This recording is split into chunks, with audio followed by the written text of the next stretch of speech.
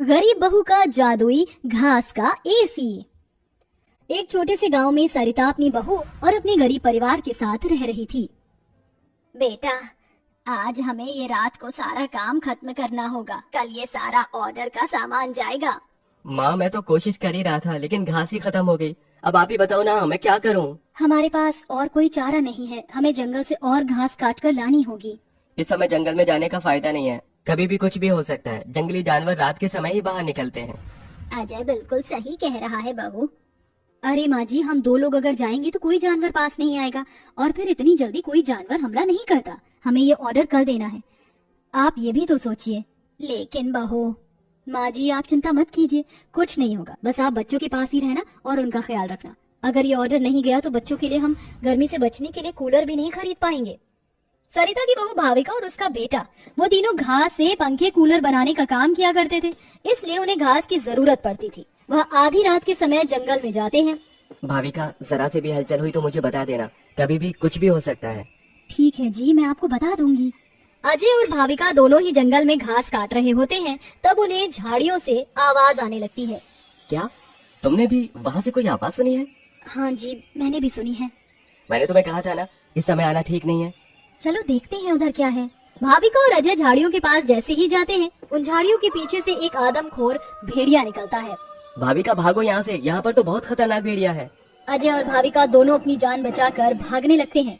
अजय, अब हम लोग क्या करें? कहीं भेड़िए ने हमें खा लिया तो? रुकना मत, बस भागती जाओ। भागते भागते वो दोनों जंगल से किसी तरह बाहर निकल आते हैं और भेड़िया उनका पीछा छोड़ देता है। जान बची तो लाखों पाए, लौट के बुद्धू घर को आए। रास्ते में चलते हुए आधी रात के समय उन्हें गांव के एक कूड़े के ढेर के पास एसी पड़ा हुआ नजर आता है। अरे देखो जी, यहाँ पर एसी पड़ा है। अरे पता नहीं किसका होगा, चलो यहाँ से चलते हैं। मुझे लगता है किसी ने ऐसे ही डाल दिया होगा। मैं तो कहती हूँ इसे लेकर चलते हैं। भाविका अजय को एसी ले जाने के लिए मना लेती है, जिसके बाद वो दोनों उस एसी को घर ले आते हैं। तुम दोनों तो घास लेने गए थे, ये क्या लेकर आ गए हो? ये हमें रास्ते में पड़ा मिला। जब हम कूलर पंखे बना लेते हैं तो एसी भी बना सकते हैं। इस खराब एसी को छोड़ो और ये बताओ, क्या तुम घास लेकर आई हो? सरिता के ये बोलने के बाद जंगल की दुर्घटना के बारे में दोनों बताते हैं, जिसे सुनकर सरिता हैरान रह जाती है। अच्छा, इसका मतलब बहुत बड़ी मुसीबत से बचकर आए हो तुम दोनों, और साथ में ये कचरा उठाकर ले आए। वो तीनों बहुत ज्यादा परेशान हो जाते हैं। कल का ऑर्डर पूरा करने के बाद उन्हें कुछ पैसे मिल जाते, लेकिन घास न होने की वजह से उनका ऑर्डर पूरा नहीं हो पाता और वह ऑर्डर कैंसिल हो जाता है।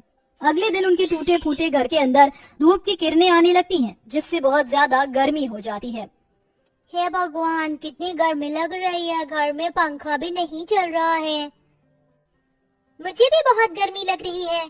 पिताजी पिताजी, हमें बहुत गर्मी लग रही है, हमारे घर में एक पंखा भी ठीक से नहीं चलता। बेटा, थोड़ा सा सब्र रखो, कुछ दिनों में मेरे पैसे मुझे मिल जाएंगे, तो मैं घर के अंदर एक अच्छा सा पंखा लगवा दूंगा। हमारा वो ऑर्डर तो कैंसिल हो गया, लेकिन सुबह में घास ले आई थी मैं। चलिए गांव वालों के कूलर और पंखे में घास लगा देते हैं, उससे कुछ तो पैसे आएंगे। हाँ, तुमने सही कहा। भाविका और अजय दोनों मिलकर पुराने कूलरों के अंदर घास लगा रहे होते हैं और यहाँ घर में राजू दिशा गर्मी से परेशान हो रहे होते हैं। काश कि हमारे घर में भी कोई एसी होता। तभी दिशा की नजर उसके पिता के लाए हुए एसी के ऊपर पड़ती है। अरे राजू, जरा इसे देखो, लगता है पिताजी हमारे लिए एसी लेकर आए, पर उन्होंने ये एसी अभी तक क्यों नहीं लगाया? क्योंकि ये एसी खराब है, बस इसीलिए। कल रात तुम्हारे माता पिता को ये कूड़े करकट में मिला था। ये सुनने के बाद राजू इस बात से तो खुश होता है कि उसके पिताजी पुराना ही सही, कम से कम एक एसी तो घर पर लेकर आए। कुछ देर बाद वह अपने दोस्तों के पास खेलने चला जाता है। ढोलू ढोलू, कहाँ हो तुम? चलो खेलते हैं। आज मैं नहीं आ सकता, बहुत गर्मी है और इतनी गर्मी में मेरा मन नहीं कर रहा है आने का, क्योंकि मेरे घर के अंदर एसी लगा हुआ है। मैं उसकी ठंडी हवा में ही बैठना चाहता हूँ।